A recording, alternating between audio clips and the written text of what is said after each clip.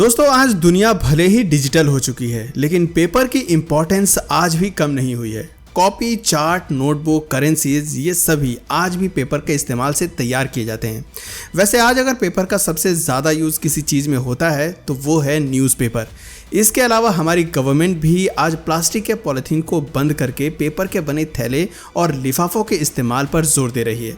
कहने का मतलब यह है कि चाहे दुनिया कितनी भी एडवांस क्यों ना हो जाए, पेपर का यूज़ हमेशा होता रहेगा। ऐसे में आइए आज हम भी पेपर के इतिहास के बारे में जानते हैं। हम जानेंगे कि पेपर का इन्वेंशन सबसे पहले किसने और कब किया था, कौन सा है वो देश जहां सबसे पहले पेपर का इन्वेंशन हुआ था। दोस्तों अगर आप भी इन सभी सवालों के जवाब जानना चाहते हैं तो हमारे साथ इस वीडियो में अंत तक बने रहिएगा। दोस्तों पुराने समय में जब पेपर का इन्वेंशन नहीं हुआ था तब लोग लिखने के लिए हड्डी या लकड़ी और बांस के तख्ते का इस्तेमाल करते थे, जिस पर लिखने में तो कठिनाई होती ही थी, पर साथ ही साथ इसे संभाल कर रखने और एक जगह से दूसरी जगह ले जाने में भी काफ़ी कठिनाइयों का सामना करना पड़ता था। इस समस्या से बचने के लिए लोगों ने पेड़ के पत्तों पर लिखना शुरू कर दिया, लेकिन लिखने का ये तरीका भी फेल हो गया क्योंकि पेड़ के पत्ते कुछ समय के बाद सूख कर नष्ट हो जाते थे, जिससे उन पर लिखी हुई चीज़ें भी नष्ट हो जाती थी।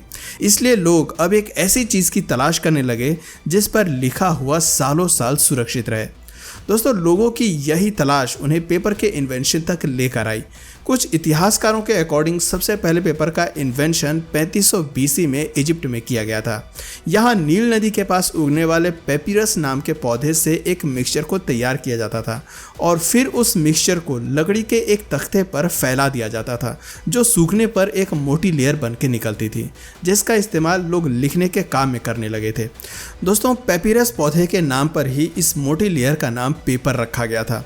हालांकि कुछ इतिहासकारों के अकॉर्डिंग जिस पेपर का इस्तेमाल आज हम अपनी डेली लाइफ में करते हैं उसका इन्वेंशन चीन में हुआ था। 201 AD में काय लम नाम के एक चीनी शख्स ने पेपर का इन्वेंशन किया था।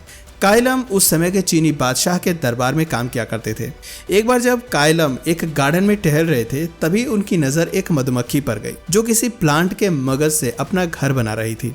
दरअसल वो मधुमक्खी सबसे पहले मगज को लेकर अपने मुंह में चबाती और जब वो नरम हो जाता तब उसे अपने पैरों की हेल्प से फैलाकर उससे अपना घर बनाने लगती।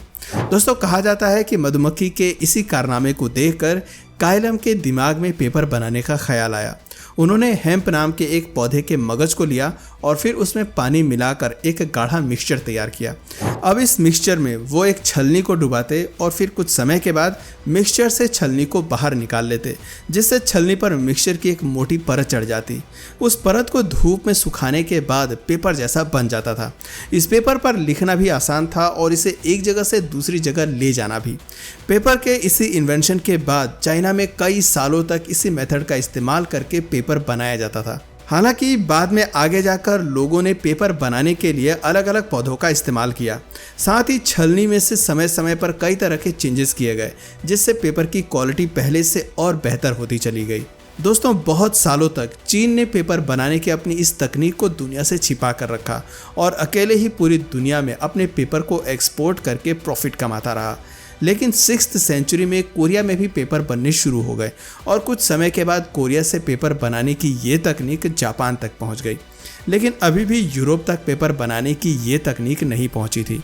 लेकिन 751 AD में चीन और अरब के बीच एक जंग छिड़ गई। इस जंग को बैटल ऑफ टलास के नाम से जाना जाता है। इस जंग में अरब की जीत और चीन की हार हुई थी। अरब की सेना ने चीन के बहुत से लोगों को बंदी बना लिया था। उन्होंने चीन के इन कैदियों के सामने ये शर्त रखी थी कि अगर वो अरब के लोगों को कुछ नया सिखाते हैं जिससे अब तक अरबवासी अनजान हैं तो वो उन्हें आज़ाद कर देंगे।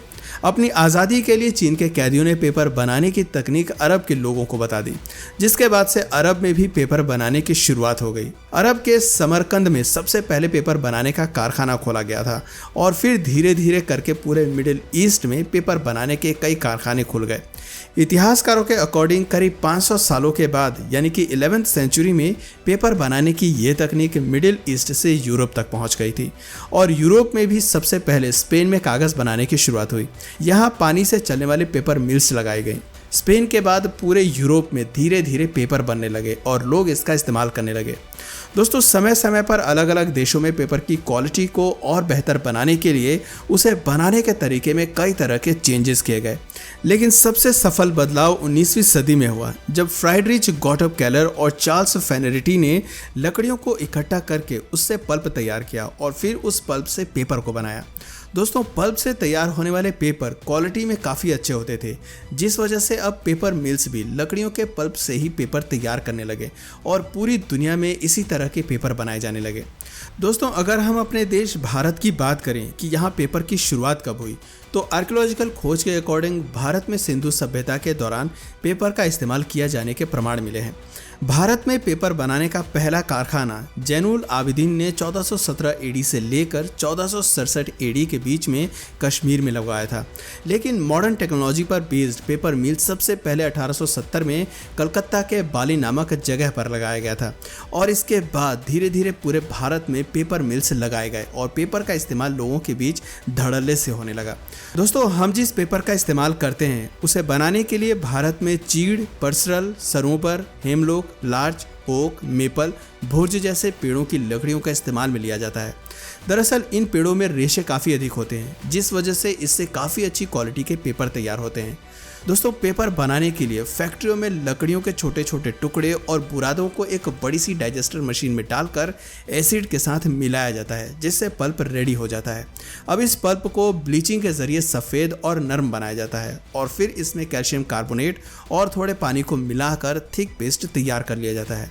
दोस्तों, अब तैयार किए हुए इस पेस्ट को पेपर मशीन के अंदर से गुजारा जाता है, जहां सबसे पहले इसमें से एक्स्ट्रा पानी को निकाला जाता है और फिर मशीन का प्रेशर डालकर पेपर की एक लंबी परत तैयार कर ली जाती है।